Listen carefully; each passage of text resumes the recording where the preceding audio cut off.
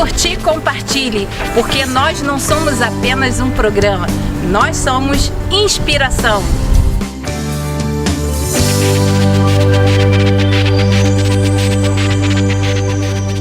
Olá pessoal, nós estamos entrando no ar com mais um programa Se Curtir, Compartilhe de TV. E desde já, gente, eu quero agradecer aqui, a pastora Fernanda Brum e a IPAM por estar cedendo esse espaço aqui pra gente, onde nós temos esse segundo estúdio maravilhoso para receber os nossos convidados. E hoje nós estamos aqui com uma convidada super especial que tem um testemunho tremendo, gente, que é a cantora Andréia Tavares. Daqui a pouco ela vai estar falando tudinho com vocês sobre o que aconteceu na vida dela alguns anos atrás e também sobre o ministério dela, porque ela é uma cantora excelente e está aí com novos projetos que serão mostrados em breve em todas as redes sociais, tá bom? Então fiquem ligados que nós voltamos já já.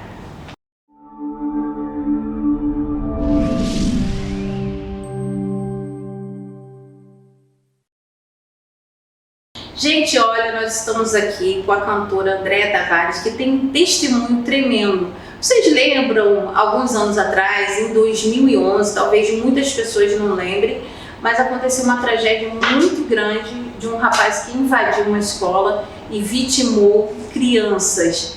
E a Andréia, que está aqui do meu lado, participou, assim, vamos dizer, diretamente e indiretamente, porque a sua filha era aluna daquela escola, infelizmente, estava naquele dia horroroso, né, Andréia? Sim. Primeiro eu quero agradecer pela oportunidade de estar aqui, participando desse programa maravilhoso, abrangendo muitas famílias, entrando na casa de muitas famílias. Poder estar aqui para mim hoje é muito gratificante. Muito obrigada por isso. A gente que agradece de coração. E poder estar aqui, compartilhando tudo isso, poder falar um pouco daquilo que aconteceu e que foi um momento muito difícil. Andréia, esse episódio aconteceu em 2011 e a gente estava conversando aqui que foram 12 crianças que foram feridas, que você falou, e mais 12 crianças que foram vitimadas mesmo, que morreram naquele dia. Mas a gente teve uma conversa muito interessante que você falou o que antecedeu em relação à questão da sua filha. Eu gostaria que você falasse um pouquinho daquele dia, como é que foi que aconteceu, como você recebeu essa notícia tão trágica. Naquele dia, eu me lembro, é muito claro, porque a gente quando vive algo desse tamanho, a gente não esquece nunca, é como se a gente estivesse vivendo o hoje tudo de novo. Então naquele dia eu me lembro que eu estava trabalhando e eu cheguei em casa muito cansada, um dia antes disso acontecer. No dia 6 eu cheguei em casa muito cansada, então porque eu trabalhava fazendo feira e trabalhava com a minha irmã vendendo quentinhas nessa época. E aí eu cheguei em casa, tomei um banho, falei para minhas filhas, todo mundo tomando banho, vamos deitar, vamos dormir. E eu estou muito cansada, só que eu sempre tive, como tenho até hoje, o hábito de ungir minhas filhas. Eu levava o azeite da igreja para casa, toda noite eu vou lá antes de dormir, unjo todo mundo, a gente ora e dorme. Nesse dia eu estava tão cansada que eu não fiz. Eu só queria deitar e dormir porque eu estava muito cansada. E são 3 filhas, Tayane, Tamires e Tainara. Naquela época eram 3, hoje são 4. E aí eu deitei. A minha filha, que era mais nova, que tem 7 anos, ela pegou aquele azeite, porque ela sentiu falta, 7 anos de idade. Olha a importância do azeite, a importância de você poder ter aquele hábito de fazer aquilo ali e a criança toma para si. E aí ela pegou aquele azeite, Tayane tinha acabado de tomar banho e deitou. Mas ela foi ungindo a cabeça de todo mundo, até a minha. Quando chegou na Tayane, a Tayane disse para ela: Tainara, eu vou ficar fedendo, deixa de ser chata, eu vou ficar fedendo azeite. A Tayane foi aqui sofreu o atentado na escola. E ela foi lá e ungiu a cabeça dela mesmo assim, e ela falou: eu não sou chata, Tayane. Esse azeite é para Deus te abençoar e te livrar de todo mal. Essas mensagens, essas palavras ficaram marcadas em mim, sabe? Eu não esqueço nunca mais. A pureza da menina. A inocência, né? E como a criança pega para si, porque os filhos imitam os pais. É verdade. Né? Isso é bíblico. E aí, ela agiu mesmo assim, a gente deitou, foi dormir, Tayane acordou atrasada, não queria ir para a escola. Minha outra filha estava na casa da minha mãe. E ela, sim, se acordar atrasada, ela não vai de forma nenhuma para a escola. E aí ela se atrasou na minha mãe, não foi para a escola. Elas vão juntas para a escola. Tayane mesmo atrasada, eu falei, não, minha obrigação como mãe é conduzir você até a escola. Você vai para a escola assim, não vai faltar aula. Mesmo atrasada você vai. Ela tinha o hábito de sair de casa todos os dias de manhã, passava na minha mãe, tomava café com a minha mãe, com o meu pai, e de lá ela ia para a escola. Ela fazia isso sempre. Nesse dia ela não foi para minha mãe, nesse dia ela não tomou café com os meus pais, foi direto para a escola. Quando ela já chegou na escola, estava tendo aula de educação física, ela foi direto para a sala, porque estava atrasada, a aula já estava terminando. Quando ela chegou na sala, ela já foi alvejada. Meu Deus do céu. Já foi alvejada, né? Ela estudando na parte da manhã? Da o manhã. atentado foi Foi na de parte manhã, da manhã. foi de manhã. E foi, do tempo que ela entrou na escola, foi logo assim que os alunos entraram na escola? Logo assim, terminou a aula de educação física, as crianças já subiram sendo alvejadas. Ela não teve tempo de correr e nem de reagir. Andréia, como é que foi para você receber uma notícia? Porque eu creio que deve ter sido um desespero muito grande, né, para todos os pais. Um momento tão trágico assim, saber que... Porque eu sou pedagoga e já trabalhei em escola, já tive escola, já fui diretora de escola. E eu sei que também para a direção da escola deve ter sido uma situação muito difícil. Por quê? Porque quando acontece um fato desse, primeiro você tem que preservar o local da cena. O desespero dos pais querendo entrar na escola, quando receberam a notícia, aquele cenário trágico. Como que foi para você ter tanta força nesse momento, quando você recebeu essa notícia? Eu acho que a primeira coisa que você pensou, eu quero saber da minha filha, ela está viva, né? Então, quando ela levantou, que ela foi para a escola, deu um tempo, minha mãe que me ligou. Né? Tá acontecendo alguma coisa aí para onde você mora? Porque daqui de baixo eu tô ouvindo muito barulho de ambulância, é muita ambulância passando, é muita polícia passando. E eu falei, olha mamãe, eu não estou ouvindo nada. Ela, mas aconteceu alguma coisa. A minha neta tá onde? Eu falei, tá na escola, porque ela não veio tomar café. Eu falei, ela deve ter ido direto para a escola porque já foi atrasada. Eu falei para ela.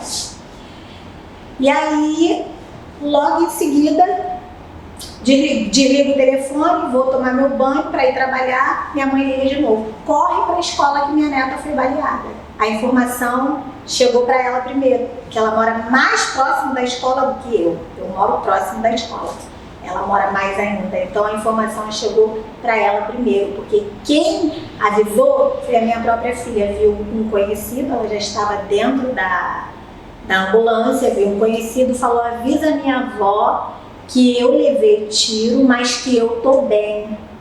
Ele foi... Quantos anos ela tinha nessa? 13 anos. 13 anos. Ele foi bem madura, né? Sim, 13 anos. Aí avisou minha mãe me ligou para avisar. Mas aí, naquele momento, a gente não sabe o que está acontecendo. Eu entrei em desespero, minha mãe já estava aos prantos, porque a gente não sabe a situação. E aí, quando eu cheguei na escola, meu pai já estava lá. E eu só queria entrar na escola, queria saber o que estava acontecendo. E quando eu entrei na escola, ela já não estava mais lá. Aí falaram, ela já foi para o hospital. E eu queria saber qual era o hospital que ela estava. E aí tinham levado ela para o Albert. E aí eu só tive esse tempo, fui correndo para o Albert. Olha, gente, esse assunto, ele é tremendo, assim, sabe? Eu imagino o desespero de todos esses pais que passaram por essa situação. Eu tô aqui, assim, bem impactada, né? Porque a gente também, como mãe, a gente sabe que os nossos filhos, quando acontece alguma coisa com os nossos filhos, é uma coisa que realmente nos deixa muito abalados. Às vezes a gente prefere até que aconteça conosco do que com os nossos filhos. Mas no próximo bloco eu quero falar um pouquinho assim com você sobre como foi o seu tratamento psicológico em relação a isso. Porque, como já fez algum tempo, né, a gente às vezes não se recorda muito bem, mas eu vi que foi um rapaz de 23 anos que fez isso. Mas no próximo bloco a gente vai estar conversando sobre tudo isso, sobre essa questão social, que também é muito importante, sobre a segurança nas escolas e tudo muito mais, tá, gente? Então fiquem ligados aí que nós voltamos já já.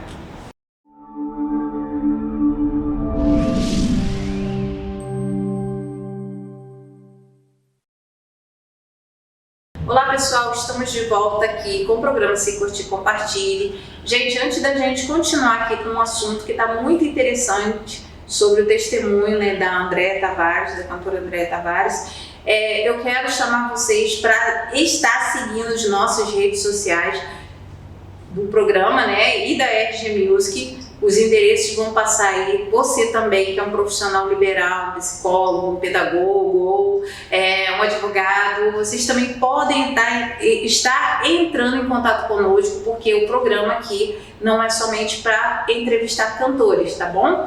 E outra coisa também, eu quero mandar um abraço para a TV Cristal de São Paulo, que agora vai retransmitir o nosso programa, e para a Impacto Televisão da Argentina, para o nosso querido diretor Jorge Santander, tá bom? Então, ó, fiquem ligadinhos também no nosso canal YouTube, porque todos os programas ficam lá disponíveis depois para vocês terem acesso a hora que vocês quiserem, tá legal?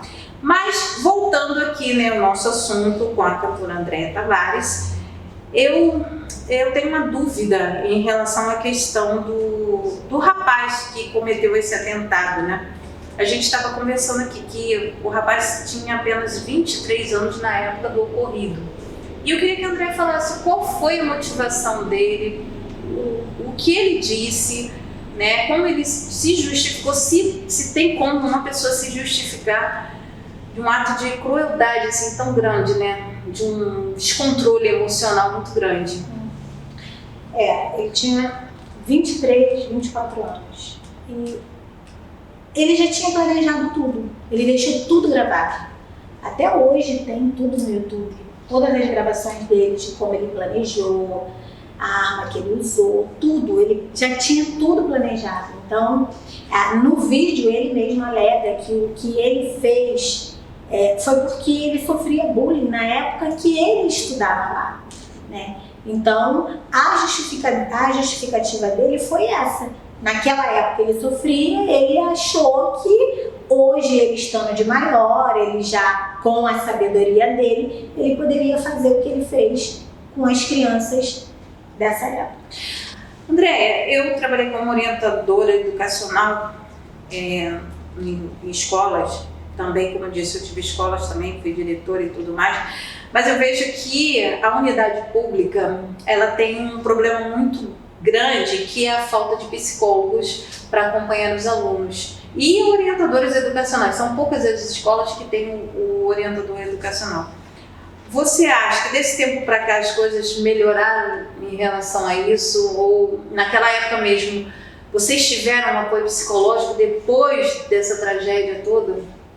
Então, hoje, ao meu ver, nada mudou, infelizmente. Pelo contrário, se você parar para analisar, você vai ver que foi o primeiro atentado que houve aqui, porque isso nunca aconteceu aqui. A gente viu isso acontecer até nos Estados Unidos, mas aqui nunca foi a primeira vez. Sim. E depois ele abriu o quê? Uma porta, né? Porque os vídeos dele, ele mesmo fala que ele ia ser o primeiro, mas não seria o último. Que ele só ia abrir uma porta para que outros ataques viessem a acontecer. E realmente vieram acontecendo, como até hoje. A gente vê também que a internet, ela ajudou a propagar esses grupos, né? Sim, esses grupinhos assim de violência. Sim, como o vídeo dele está lá até hoje, que não era para estar. Não era para estar. Né? Dele falando tudo o que falando, incentivando outras pessoas a fazer o que ele fez. E tá lá até estamos abertos para quem quiser ver. Vocês tiveram alguma ajuda, ou, como eu falei, psicológica? A escola ela é municipal, essa escola ela é municipal ou estadual? É municipal. Vocês tiveram alguma ajuda? Como é que foi depois dessa tragédia toda, né? Porque eu creio que vocês, não sei se de repente vocês tiveram até que passar por determinadas coisas que às vezes nós somos vítimas e ainda somos constrangidos. Sim. Não é verdade? Geralmente você tem que ir na polícia às vezes, ou dar um testemunho, ou falar alguma coisa, e você ainda passa por um processo muito delicado. E eu queria saber como que foi esse processo para vocês que sofreram esse atentado. Vocês tiveram, como vocês se defenderam, como que vocês reagiram em relação à escola, né? Olha, a gente sabe que a segurança é falha. Sim, o tempo todo. O tempo todo. Eu, naquele momento, eu não tive cabeça para ver nada disso. Eu só queria saber da minha filha. Como minha filha estava, como minha filha ia reagir. Eu esqueci de mim completamente e só queria saber dela. E ali, a maior ajuda que eu tive hoje, não que nós não estivéssemos ajuda psicológica. Teve sim. Se eu disser que não teve, eu vou estar mentindo. Mas eu não usufruí, porque eu não tive tempo para isso. A minha filha ficou internada 3 meses dentro de um hospital. Meu Deus. Foram vários diagnósticos. O diagnóstico dela, nenhum foi de vida. Todos foram de morte. Então, o meu maior psicólogo foi Jesus. Onde ela foi ferida quantas vezes? Ela levou 4 tiros. 4 tiros. 4 tiros. Na coluna também? Todos os tiros que ele deu foram para a cabeça. Aí lembra quando eu falei no começo que a cabeça dela foi o quê? Ungida com óleo. Ungida. Nenhum dos tiros que ele deu pegou na cabeça dela. Todas as crianças que faleceram praticamente foram com um tiro na cabeça. E a sua filha, ela se encontra, ela ficou viva, né? Passou por esse processo de 3 meses. Isso, porque ela levou 4 tiros, então foram dois na cintura, um na barriga e um no braço. E aí depois dessa tragédia veio a notícia. Sua filha não poderia mais... Nesse processo que eu fui na escola atrás dela, dali eu fui pro hospital. Quando eu cheguei no hospital, o hospital tava assim uma loucura, mas as autoridades já estavam todas lá e botaram a gente numa sala um pouco maior que essa que nós estamos, no estúdio. E aí eu me lembro que eu me levantei, que eu falei, eu não vou sentar, eu vou sair porque eu vou procurar a minha filha. E aqui o hospital é muito grande, eu não conhecia o hospital e eu me lembro que uma das autoridades disse, senta que nós vamos dar a notícia das crianças que faleceram. Inclusive a sua filha está morta. E eu falei, não, eu não recebo, minha filha não está morta. Eu vou sair, vou procurar minha filha. E eu saí. Eu fui conduzida pelo Espírito Santo naquele momento, porque eu não conhecia o hospital, eu não conhecia nada, né? E dali eu fui. Deus me conduziu exatamente para o centro cirúrgico. Eu não conhecia o hospital, foi minha primeira vez dentro daquele hospital. Mas eu fui direitinho.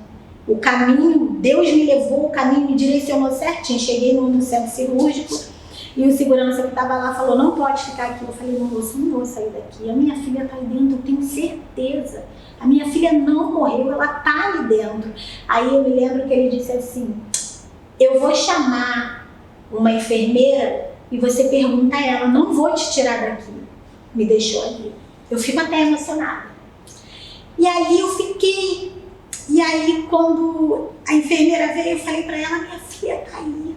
Eu tenho certeza, ela tá aí, ela não morreu. E ela falou, como é a sua filha? Aí eu falei para ela, minha filha é morena, ela parece uma índia, o cabelo dela. Ela entrou com um sapato assim que eu tinha acabado de comprar para ela, um All-Star. Ela tá aí. Aí ela foi lá, trouxe um saco, que ela conheceu o tênis. Ela falou, tem uma menina que entrou com esse tênis. Eu falei, é a minha filha. Ela falou, ela não morreu.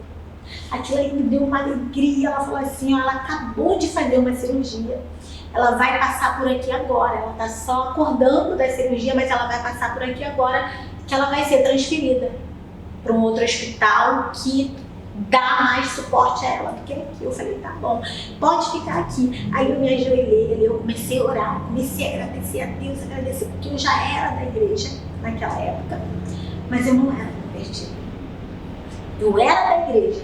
Eu fiquei 17 anos dentro de uma igreja, esquentando um banco de uma igreja. Mas havia algo dentro de mim que era muito mais forte. E eu escolhi obedecer, né?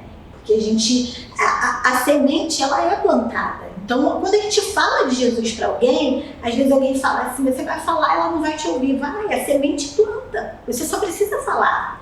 Porque vai ter um tempo em que ela vai se lembrar. E ali eu me lembrava de tudo. E foi quando ali eu fiz um voto com Deus. Se o Senhor deixar minha filha viva, eu nunca mais saio da sua presença. Nunca mais. E nunca mais eu saio.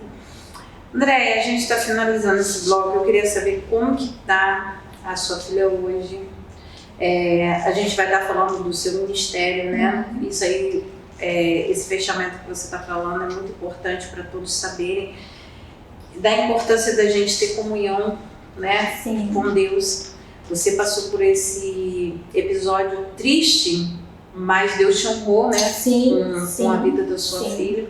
Eu queria saber como é que ela está hoje. Ela saiu daquela escola, ela já está... Como é que foi? Olha, foram 3 meses ela no hospital, aí ela teve alta, voltou para a escola, terminou o ano na escola, a gente trabalhei muito a mente dela, conversei muito com ela. E ela voltou para a escola, terminou na escola. Na própria escola onde aconteceu. Porque eu vi que muitas crianças saíram. Mas eu falei, ali você passou tudo, termina. Não fique com medo, enfrenta. Desafios são para isso e a gente também precisa ir avante, né? A gente não pode ficar presa. E aí ela terminou ali, foi para a faculdade. O diagnóstico para ela que não era de vida, minha filha, graças a Deus, está aí viva. O médico disse que ela não ia andar, que ela não ia ter movimentos nenhum. Hoje, para a glória de Deus, ela tem movimentos. Se você botar uma bola, ela chuta a gente mesmo com as pernas dela. Ela faz tudo sozinha. A Tayane hoje mora sozinha. A Tayane terminou a faculdade dela de Direito, super inteligente, uma cabeça maravilhosa. É uma menina que eu aprendo muito com ela, pela força dela, pela garra dela. E nada disso seria possível se não fosse Jesus. Ele é o autor de tudo. Amém. Mas ela tem uma mãe também muito forte, né? Uma mãe muito determinada. Graças a Deus. Parabéns pela mãe que você é e pela força que Deus te deu para passar por esse processo todo. Tá? Gente, olha, a gente está finalizando aqui esse bloco, né, em meio a esse turbilhão de emoções, porque é muito difícil a gente não se emocionar com uma história tão maravilhosa e tremenda, justamente quando a gente fica sabendo que teve a mão do Senhor, que Deus, que o Espírito Santo agiu, aí que a gente se sente mais maravilhado ainda, tá bom? Então a gente vai voltar daqui a pouco, fiquem ligados que nós voltamos já já.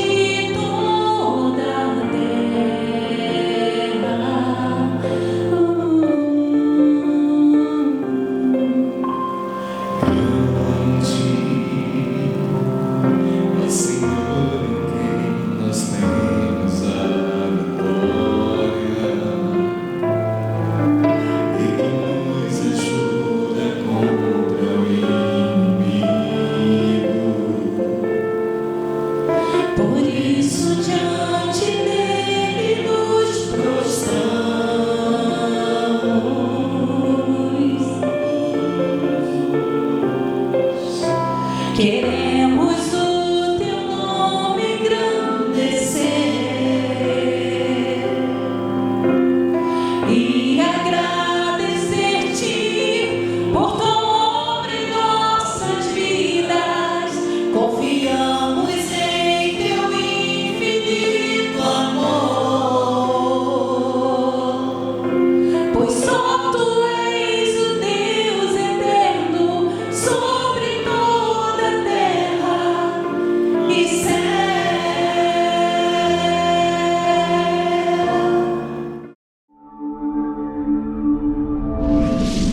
Olá pessoal, estamos de volta aqui com o programa Se Curte Compartilhe. Olha, e já teve muita emoção aqui nesse programa, né? Com esse testemunho maravilhoso da Andréia, essa história de vida que eu creio que estará edificando aí muitas pessoas, porque ela falou de fé, essa é a realidade.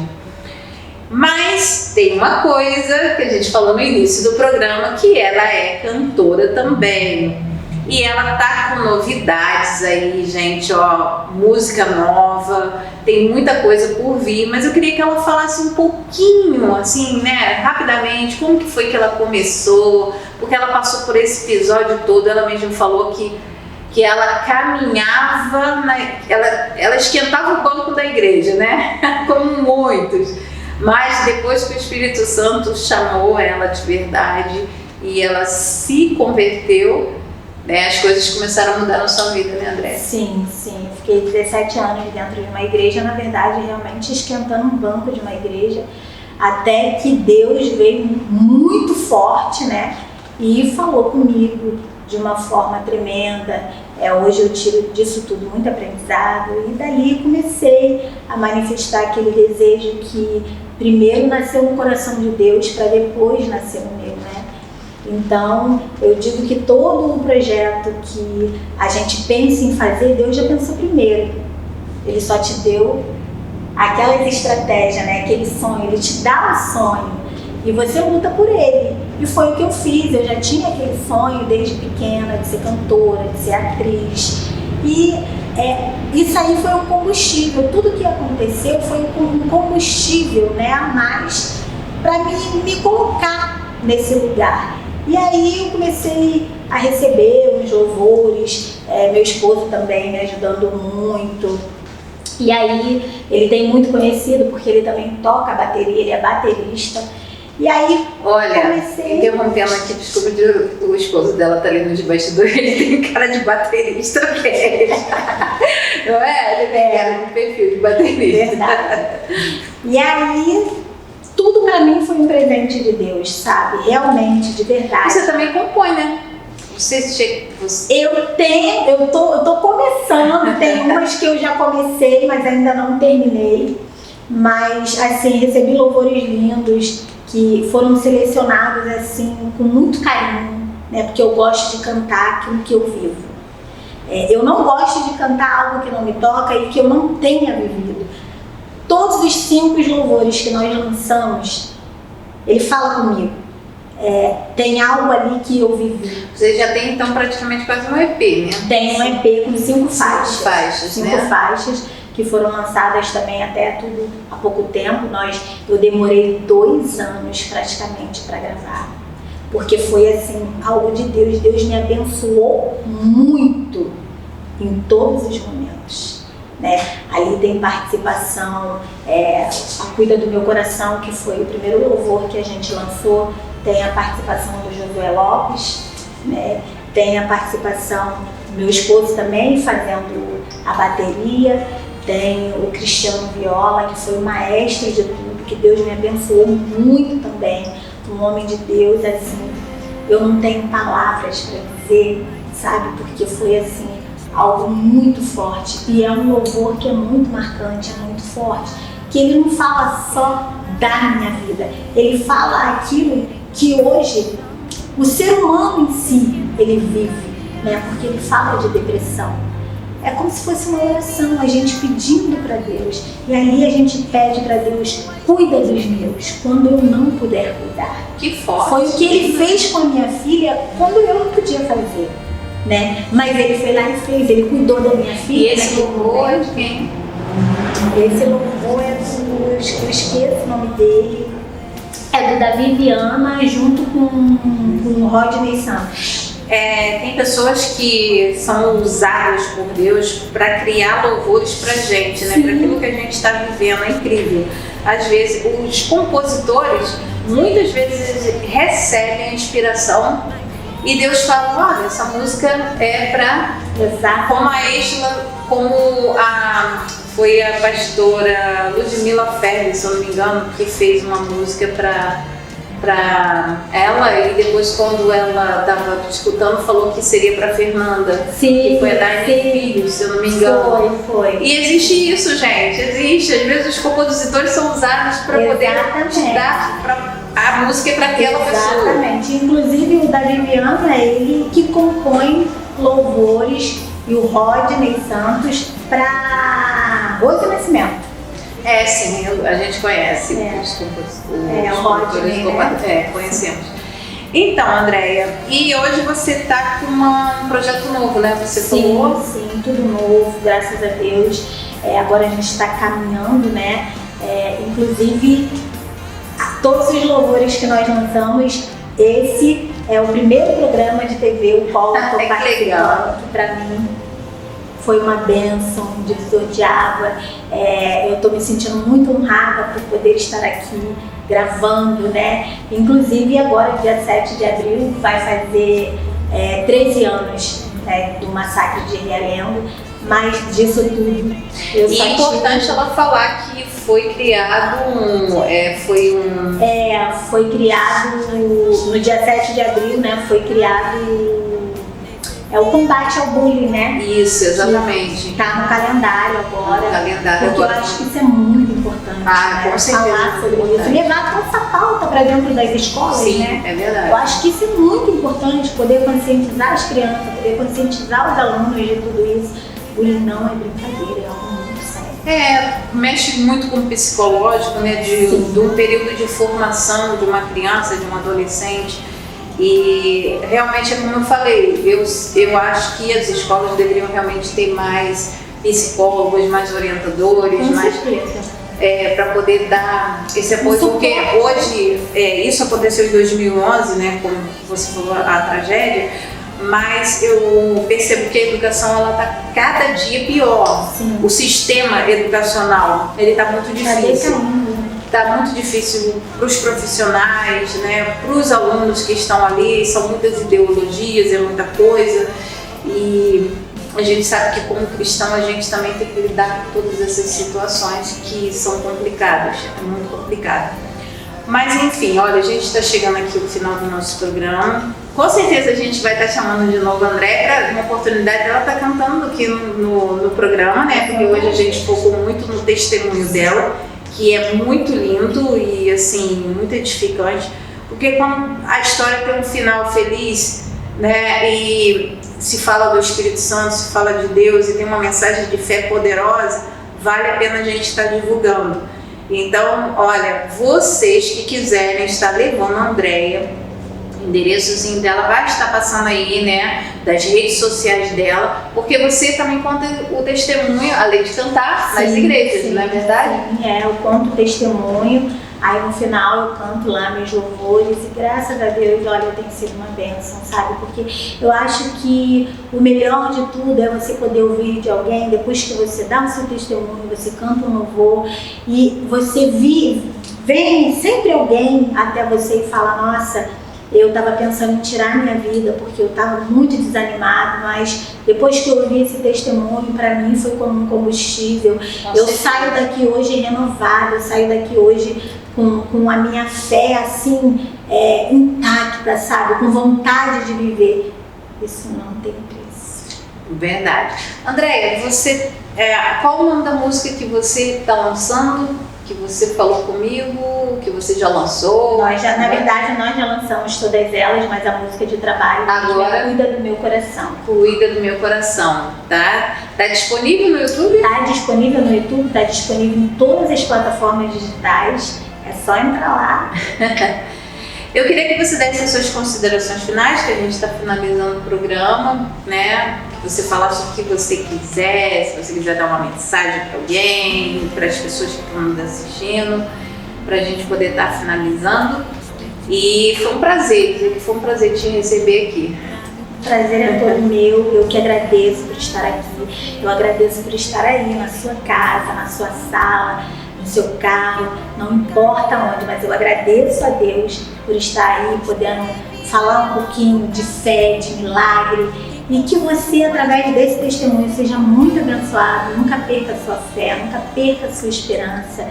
Jesus, Ele é o dono do ouro e da prata, Ele é o dono de tudo, e Ele pode mudar a sua história, independente daquilo que você esteja passando. Apenas creia e deixa Deus trabalhar, porque Ele sabe o que faz. Amém, gente, que lindo, que tremendo.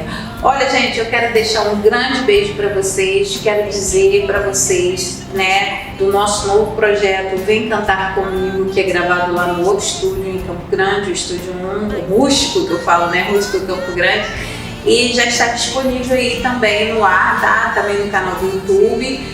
O primeiro foi com o cantor Wallace Machado, eu, Márcia Barros, e o cantor Regis Lopes. E o segundo foi com Silas Correia, Márcia Barros, Wallace Machado e também o cantor Regis Lopes. Olha, foi lindo assim, a gente, todo mundo cantando junto. É mais um novo projeto aí da FG Music, tá bom? E os endereços, como eu falei também do programa, estão passando aí. Telefone, as redes sociais.